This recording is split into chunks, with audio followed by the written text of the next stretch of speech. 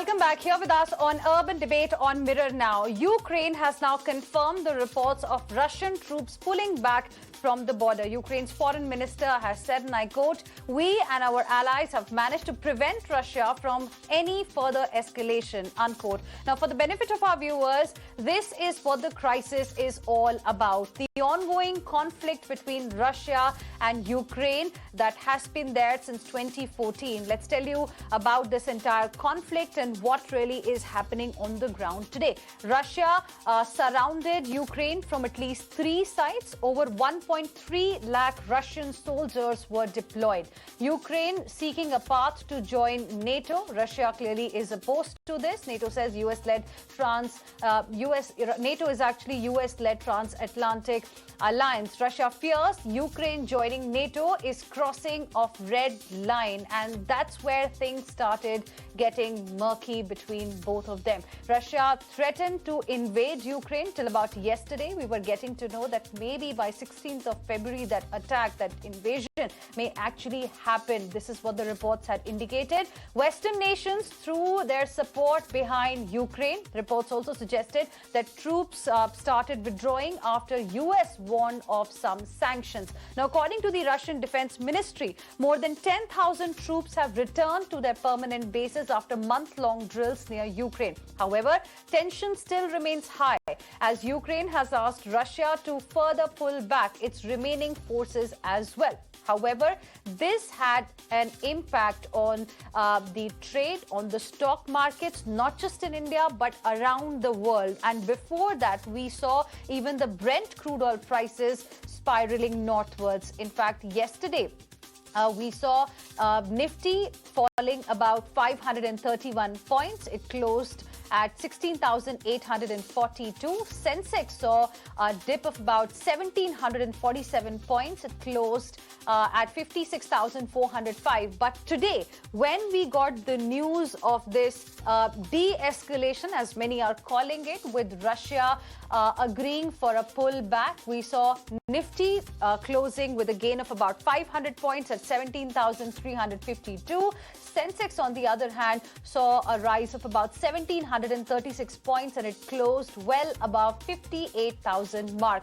Now, Brent crude price per barrel also fell the moment reports emerged of partial Russian troops withdrawal. When the tension escalated, when there were reports suggesting that the attack, the invasion could actually happen on 16th of February, that was a report that sent shivers down the spine. Many were clearly concerned because global economy today is hit by COVID and it is limping back to normalcy. And amidst all of this, no country is ready for any kind of a war, and definitely not between Russia and Ukraine. And that is the reason why we saw Brent crude prices spiraling northwards. On 14th of February, the price crossed $96 per barrel. But when this news of de-escalation came, we saw the reduction in Brent crude oil prices. It came down to about $93.75 per barrel on 15th of February. So tonight,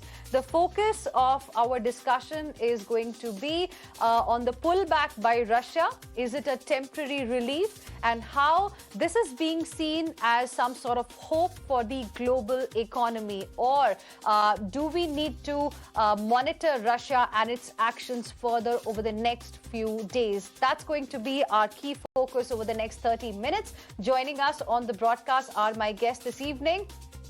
Pinak Ranjan Chakrabarti, former Secretary MEA, Ashok Sajjanhar, former Ambassador, Bharat Karnat, Strategic Affairs expert, also joining us live this evening on Urban Debate.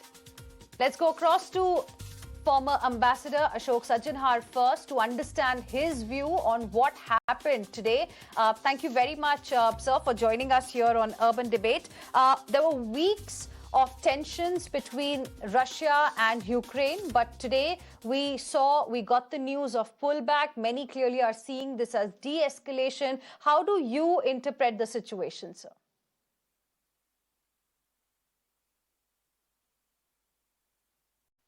Okay, we'll go across to Ambassador Sajjanhar in just a bit. But Mr. Chakrabarti, if I could take that question across to you, do you see it as proper de-escalation, or this is just a temporary relief that we've got?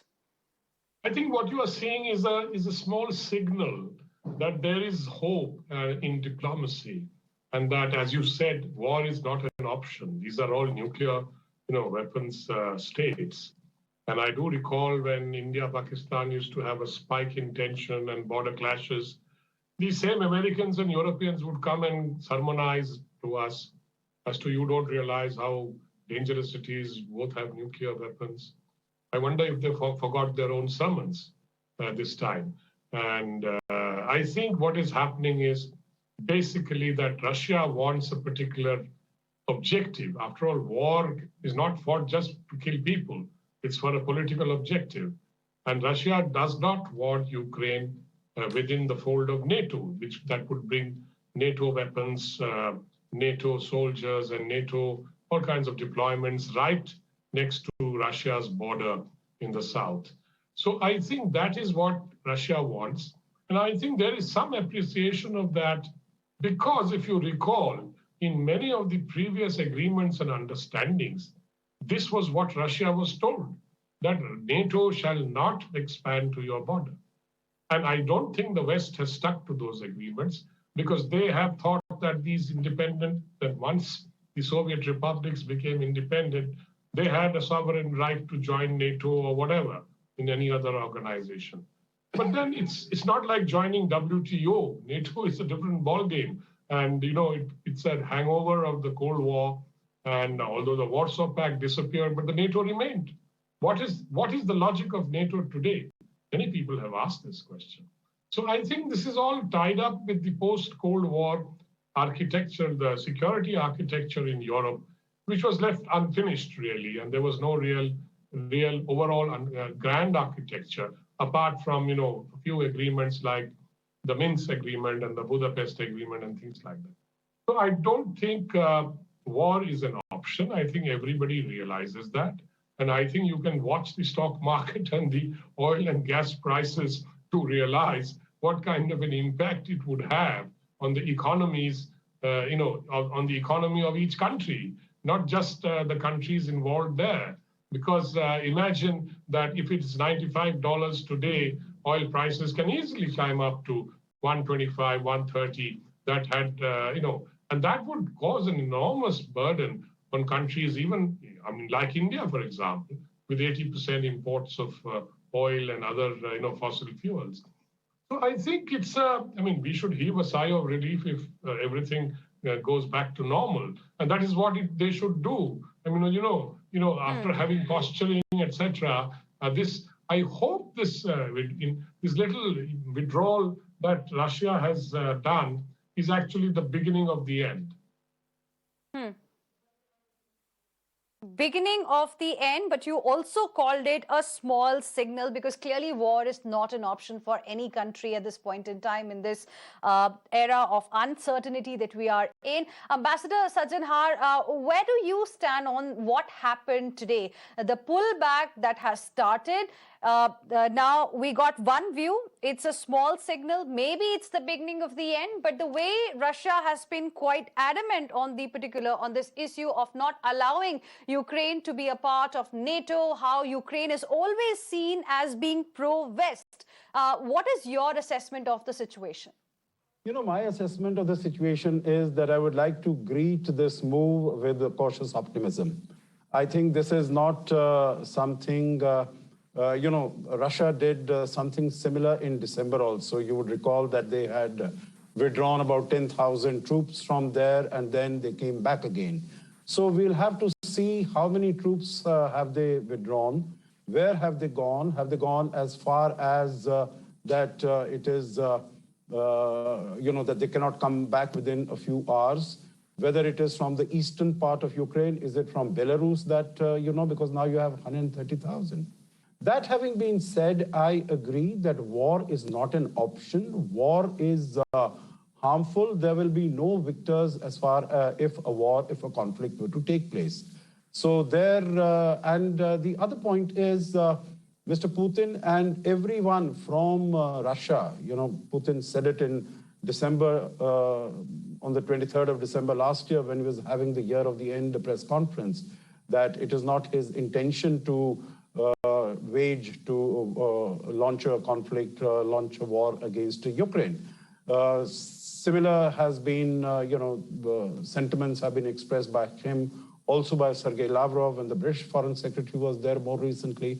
So Russia has always been saying, and the point I would like to make is that if Russia had to strike, if Russia had to wage a war, they could have done it in all these many months from October.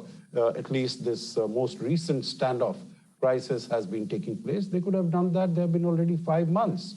So I don't think, people are saying that Russia can just move in since the Americans and the NATO, they have said they're not going to send boots on the ground as far as Ukraine is concerned.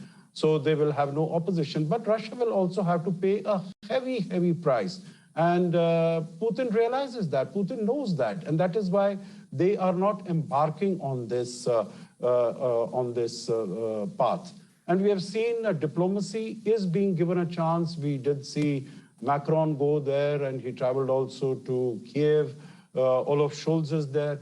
Now, the fact that they also had a press conference, a joint press conference, and we having, both Pinak and I, we having been in diplomacy for so many decades, we know that, if you have a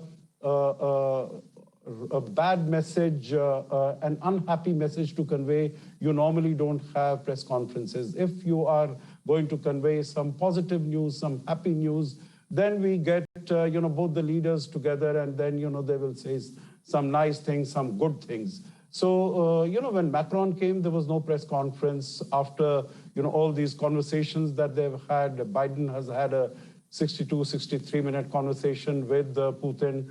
No such, let's say, press release or anything of that sort. But Olaf Scholz has gone, and there is a press conference. And I think that also underlines the fact that Germany is the most consequential partner for Russia as far as Europe is concerned. And, more than 50% of the gas imported by Russia, imported by Germany is from Russia. So the interdependence is huge. And so I think this is Putin's way of showing, again, reaching out to Olaf Scholz, because, Angela Merkel was there for 16 years. But he's a new person. He's, so to say, well, not exactly new. He was a part of the Merkel administration also, but he's taken over as the chancellor now. So I think to show him also some sort of support and for future building, cementing their relationship, I think this sort of positive step has been taken by Putin. I think going forward, diplomacy is definitely creative, that we can come about if not a formal in-written confirmation, but an understanding which would assuage the feelings, the sentiments, and the needs and requirements of Russia, while also protecting and preserving the sovereignty, territorial integrity of Ukraine, and taking matters forward so that if I've understood you correctly, sir, very quickly, would it mean that maybe Russia didn't want to burn the bridges with the new chancellor now coming in? That's to me? The question is to me? Yes. Yes. Is that what you are trying to suggest? Yes, definitely. Because, Angela Merkel was also the most influential member. After all, Germany is the largest economy as far as Europe is concerned, and as far as the European project is also concerned. It is Germany always led the way. And Germany and France, they were in it together. Now, now United Kingdom is out. So Olaf Scholz will take a little time to position himself, to establish his own credentials as far as the European Union is concerned. And I think if Putin extends a hand, let's say, of friendship or support to Olaf Scholz, I think this will be remembered because if Olaf Scholz wins where Macron has not been able to deliver, I think that will be a huge win as far as his own persona and standing. The diplomacy, clearly, as you said, is being given a chance. Interesting point there, sir. Bharat Karnad, do you also see it as temporary relief for COVID hit global economy? What happened today? The pullback, the beginning of de-escalation, as many are calling it? No, actually, there was never any chance of war, and that was evident from the fact that some of the leading elements, the first tank army and so on, deployed by the Russians, didn't really have the reserves to fight a sustained war. It is what Putin called it, military drill and exercises. So there was never any possibility of real war. However, it was a means to pressure the US in particular to ensure that the Russian, plea, as it were, to not let Ukraine into NATO was at least heeded by Washington. And I think there will be a rethink in Washington, because with this withdrawal, I think there was some kind of a quid pro quo that has allowed Putin to sort of draw back without losing face. So there might just be, or you'll soon see, some hedging on the part of the United States government in terms of formally letting Ukraine into NATO. So yes, economically, of course, it's a very good bit of news because look, had there been war, the European countries would have been hurt, but so would the Russian economy. China can offtake only so much of the gas and oil, but the Russians export as much as 177 billion cubic meters of gas to most of Europe and Turkey. And that sort of a thing through a maze of pipelines. So Russia would be very centrally hurt. And given the fact that Putin right now is on, has embarked on a program for strategic armament modernization, that's going to cost Russia a lot. And they require the resources. He requires the resources. And he cannot, have it, frittered away in a war of sort of smallish consequence at the moment over Ukraine. And if he gets his way in terms of Ukraine being stopped at the door, as it were, of NATO, rather than have it step into NATO Council, then I think things will return to status quo, ante, as it were, and things will be all right for everybody, all the parties concerned. Okay. Okay. Mr. Chakravarti, what does this really mean for a country like India, for an economy like India, which depends heavily on imports when it comes to its energy requirements and, the sentiment, of course, that we have here as far as the stock markets are concerned, the foreign investments are concerned, we depend heavily on investments, foreign investments. So what does this really mean, the current situation mean for India? Well, if it goes back to status quo ante, then I think things go back to normal in the sense that with whatever problems that we have. But I think if the gas and oil prices go through the roof, we will be hit very badly. I mean, there is no doubt about it, because our economy is so dependent on imported fuels. In any case, the sentiments of the stock market usually indicates, how investors are feeling in terms of reading all these signals that we are trying to read.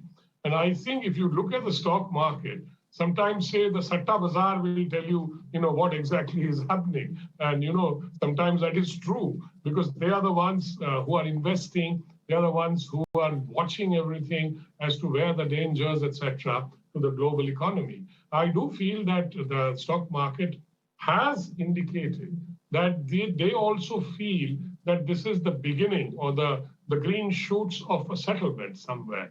And I think there is no other way. I mean, how do you settle this otherwise? There are previous agreements, as I have mentioned, though ad hoc in nature. But I think this time I want to make one point, and that is all the previous verbal assurances that the West gave Gorbachev when Germany was reunited and said that NATO would not expand towards the east, this time, I think Russia may insist on a written agreement because last time it was not written, so they went back on it. I mean, that's how, international politics is in that sense. Russia may insist this time on a written agreement. Ambassador Sajjanhar, do you think the West is going to oblige? Well, that's exactly what, Russia has asked. They had demanded, demanded these security guarantees in writing. But I think that really makes the situation very, very difficult because right at the beginning, both the United States and NATO had mentioned that these demands are unacceptable because, as you know, NATO has said that, NATO is an open organization. Anyone who fits, any country that fits the criteria and all the members are open, are agreeable, that country can join. So, they cannot have this pick and choose criterion that, some countries are eligible, some countries can be admitted, while we will not admit Ukraine, we will not admit Georgia, we will not admit Moldova. So formally written guarantees of this nature, I think would be very, very difficult. Not only might be, but would be very, very difficult because I think we also need to recognize that Mr. Biden also cannot do something which shows him as a weak president, as a weak negotiator. After all, he has just emerged from Afghanistan with his reputation sullied, tarnished, dented, and he wants to project himself and portray himself as a strong leader. So I don't think there is any way that it can, a written sort of a guarantee can be provided to Russia. But still, as we were talking about it, as to what are the possibilities as far as diplomacy is concerned, I'm sure there are creative solutions so that these understandings and these assurances can be provided, which would make Russia agree, satisfy them. And I think also after all this is done, Russia would have sent out this very strong message. Russia is now a strong country, military power, as compared to what it was in the beginning of 1990s. So it has sent out a strong message. It has drawn this red line that going beyond that is not acceptable. And I'm sure the message has gone to the West also. They have also taken it seriously. So their concerns will be fully kept in mind going forward. One last point I could make, you had asked about what would be India's position. And I think if this thing gets sorted out like this through discussions, through dialogue, then India would really be coming out of this whole episode, whole experience, smelling of roses, because we have refused to take anyone's side, whether it is at the United Nations Security Council, when there was a discussion to be taken on this. We took abstain and we gave a position that through diplomacy and dialogue, we should solve this issue. And even at the Quad Foreign Ministers meeting, it was only India which was against inclusion of any reference to Ukraine or Russia in the joint statement that came out, because all the three other members, they have expressed their position very, very strongly against Russia. So it was only India which stood in the way of this being reflected in the joint statement. So this would be a matter of happiness and relief and possibly some, feeling a sense of gratefulness to India as far as Russia is concerned. And in the UNSC, you would have observed that one of the Russian diplomats had said that India has in fact voted with us, although we had abstained on that occasion. So I think India would come out quite with its stand vindicated that diplomacy can definitely help. And also, again, the last point, absolutely the last point, we have done our budgets on the basis of $65 to $70 a barrel of oil. This 94, 95, or even beyond 100, this is something that is that will really hit our economy very, very hard if it were to happen. Bharat Kanat, I want to give you the last word because Ambassador Sajjanhar earlier had used the word cautious optimism. And for us, our oil needs are met largely by imports. And that is something that we are going to be extremely concerned about, even if, on the issue of diplomacy, India is not really being seen as very active in this particular situation. But, oil price is something that we are going to be very, very cautious about. Well, yes, for the obvious reasons that our economy is oil, imported oil dependent. But that said, I think we have to at least begin planning, contingency planning for the Brent crude reaching as much as $120, $125, $130 to $150, as many estimate. That might just skew our planning process entirely. But that said, I think with things normalizing, the situation getting back to normal, as it were, between Russia and Europe and between Russia and the United States, things will settle back in. The problem here is that the $75 per barrel price that we are paying now, or whatever is the going rate, is something that is really beneficial to the oil producers in the Gulf. And Venezuela and so on. So just about everybody, all the oil producers are very happy that it's going up, whatever the reasons for it. And they'll try, even without the Ukraine sort of crisis blowing up, to try and maintain it. They may not be able to sustain a high price given the flow. Because as of now, even the people in the country are quite happy because this is not directly impacting our fuel bill thanks to the election season that we are all into right now. I'm completely out of time. But gentlemen, I appreciate all of you for joining us here on Urban Debate on Mirror Now this evening. We'll, of course, be tracking the story very, very closely ahead as well. Heading into a very, very short break right now. There's lots lined up for you on the other side as well. Stay with us.